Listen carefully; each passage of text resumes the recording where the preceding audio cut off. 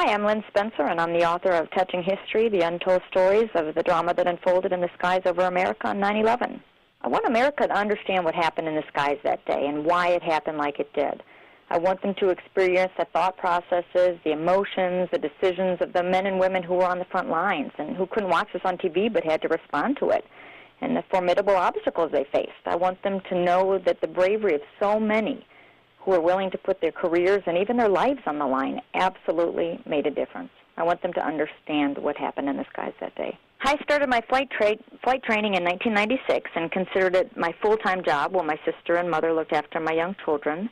I flew 5 days a week, and in 18 months I was able to earn my private, instrument, multi-engine, and commercial ratings and certificates, and also become a certified multi-engine instrument flight instructor. I had a mission, and I flight instructed for 2 years before then being hired by Continental Express Airlines in 1999.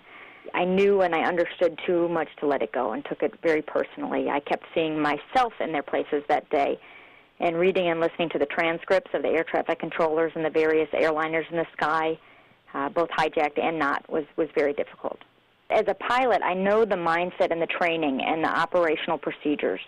I understand the complex matrix in which flights are flown and controlled, and one of my greatest challenges was translating all of this into layman's terms and weaving into an understandable tale the minute-by-minute actions and thoughts of hundreds of pilots and controllers who had to respond to events that they had never trained for or even contemplated, and who realized that their operating manuals no longer applied and that they now had to improvise and save lives and get these planes on the ground.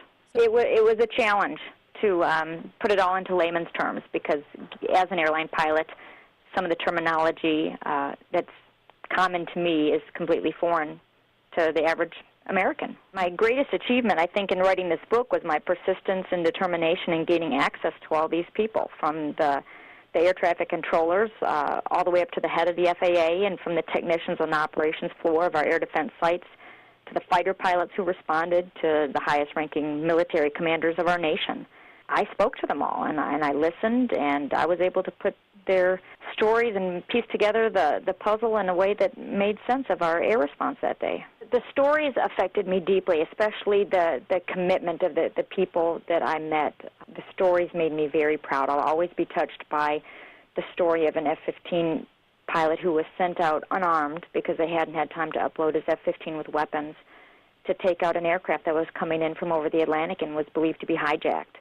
And he was racing toward his target, taking turns reciting Hail Marys and screaming at the top of his lungs in the cockpit of his fighter because he understood that he was unarmed and he'd probably have to use his own jet to ram the target, sacrificing his life in the process. And he sat there screaming, facing his fate as a soldier and screaming out in grief and fury, thinking about his wife and his 4 young children that he was going to leave behind in service to his country. And so just, the stories like that, the experience of meeting and talking to these people, I think they've taught me to be thankful for all the blessings. I'm much more aware and thankful of the men and women who work 24/7 to keep us safe.